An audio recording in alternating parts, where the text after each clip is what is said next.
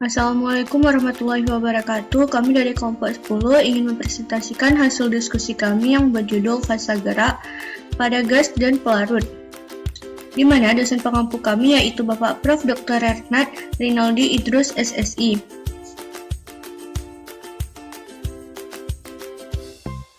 Selanjutnya, anggota kelompok kami yang pertama ada Fitri Ramadia Sasmi, kemudian ada saya sendiri Farain Fahira, selanjutnya ada Amanda Rahmadani, dan Kansa Mahira.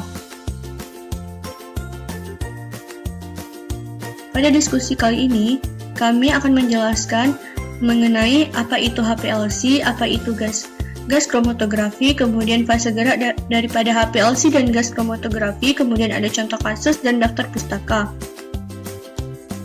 Selanjutnya, akan dijelaskan oleh teman saya, Kansa Mahira. HPLC atau High Performance Liquid Chromatography merupakan teknik kromatografi cair yang digunakan untuk pemisahan berbagai komponen dalam campuran. HPLC juga digunakan untuk identifikasi dan kuantifikasi senyawa dalam proses pengembangan obat dan telah digunakan di seluruh dunia sejak beberapa dekade. Efisiensi, kecepatan, peningkatan throughput, dan pengurangan biaya analisis adalah karakteristik penting HPLC. Tujuan penggunaan HPLC adalah memisahkan molekul dalam waktu minimum, sehingga penting untuk meningkatkan hasil analisis dan mengurangi waktu analisis.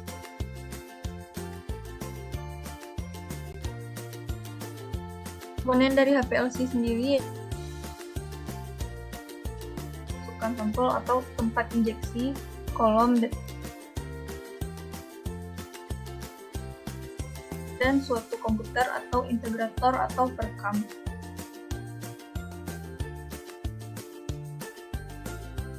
Kemudian saya akan menjelaskan tentang gas kromatografi.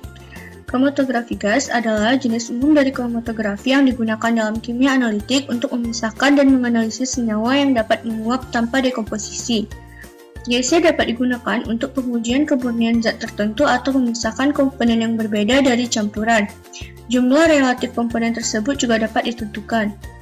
Kemudian, GC dapat digunakan dalam mengidentifikasi suatu senyawa.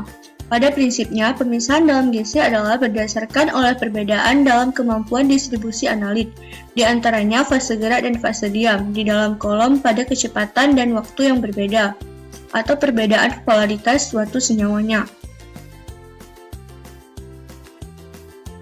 Kemudian berikut adalah komponen dari GC, yaitu yang pertama ada kontrol dan penyediaan gas pembawa. Selanjutnya ada ruang suntik sampel, kemudian ada kolom yang diletakkan dalam oven yang dikontrolkan secara termostatik. Selanjutnya ada sistem deteksi dan pencatat, atau disebut juga dengan detektor dan recorder. Serta yang terakhir ada komputer yang dilengkapi dengan perangkat pengolahan data.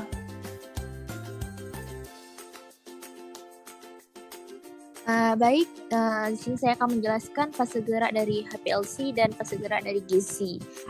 HPLC sendiri menggunakan dua fase kerja, yaitu fase gerak dan fase diam.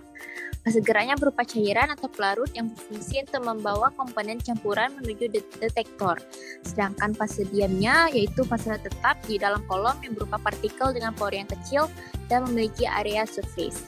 Lalu yang fase gerak GC dalam kromatografi gas berupa gas pembawa dan biasanya gas inert seperti helium atau gas yang tidak reaktif seperti nitrogen. Baiklah, saya akan menjelaskan contoh kasus dari HPLC dan GC. Di sini dapat kita lihat contoh produk dari simvastatin, yang dimana simvastatin ini merupakan produk utama golongan statin yang memiliki khasiat utama sebagai anti-hiperlipidemia dan anti-kolesterol. Sebagai produk utama, simvastatin banyak diproduksi sebagai obat industri farmasi. Penetapan kadar simvastatin dalam sediaan farmasetika atau dalam sediaan hayati itu diperlukan untuk mengetahui kadar sesungguhnya dari simvastatin dalam sediaan yang selanjutnya dapat dijadikan acuan dalam studi ketersediaan hayati dari simvastatin. Adapun metode untuk penetapan kadar simvastatin itu dapat menggunakan berbagai macam instrumen. Salah satunya yaitu kromatografi cair kinerja tinggi atau KCKT. Kemudian perbedaan jenis sampel dan kondisi dalam analisis penetapan kadar simvastatin itu mempengaruhi pemilihan fase gerak, kolom, panjang gelombang pengukuran, rate flow, dan juga waktu retensi analisis untuk menentukan kondisi optimum analisis. Nah, penentuan aspek-aspek tersebut itu dapat mempengaruhi hasil analisis sampel. Di sini terdapat 3 bentuk kristal simvastatin, di mana pola difraksi kristal tersebut dipengaruhi oleh perubahan suhu, yaitu suhu rendah. Bentuk yang pertama yaitu kristal simvastatin stabil pada suhu lebih dari 272 Kelvin, sedangkan bentuk yang kedua dan juga yang ketiga itu berturut-turut stabil pada suhu 272 sampai 232 Kelvin dan di bawah 232 Kelvin. Hasil hidrolisis simvastatin itu sebesar 95% terikat protein plasma dan hanya sekitar 5% simvastatin dalam bentuk bebasnya yang aktif. Sedangkan waktu paruh dari simvastatin itu di dalam tubuh hanya selama 2 jam. Simvastatin berdasarkan Biopharmaceutical Classification System atau BSC termasuk ke dalam kelompok obat kategori 2 yang memiliki kelarutan rendah dalam air tetapi memiliki permeabilitas yang tinggi. Kelarutan simvastatin dalam air itu sebesar 0,3 mg per liter. Kelarutan yang rendah ini itu dapat mempengaruhi laju disolusi yang rendah dan bioavailabilitas oral yang rendah.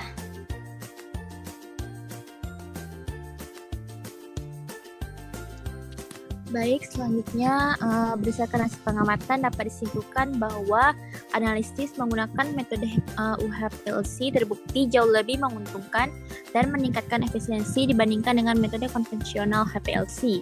Lalu, efisiensi tersebut berupa penurunan waktu dianalisis, jumlah sampel dan fase gerak yang dibutuhkan, serta biaya. Yang ketiga yaitu keuntungan dari metode UHPLC adalah peningkatan sensitivitas yang ditunjukkan dengan penurunan nilai LOD dan LOQ dibandingkan dengan metode HPLC konvensional. Lalu yang keempat, penetapan kadar simvastatin tidak hanya terbatas pada sediaan farmasetika saja, tetapi mencakup kesediaan hayati atau biologis. Yang terakhir yaitu kondisi dan jenis sampel dalam penetapan kadar simvastatin menggunakan KCKT dipengaruhi oleh beberapa aspek penting dan mempengaruhi hasil analisis. Sekian hasil presentasi dari kami. Lebih dan kurang kami mohon maaf. Wassalamualaikum warahmatullahi wabarakatuh.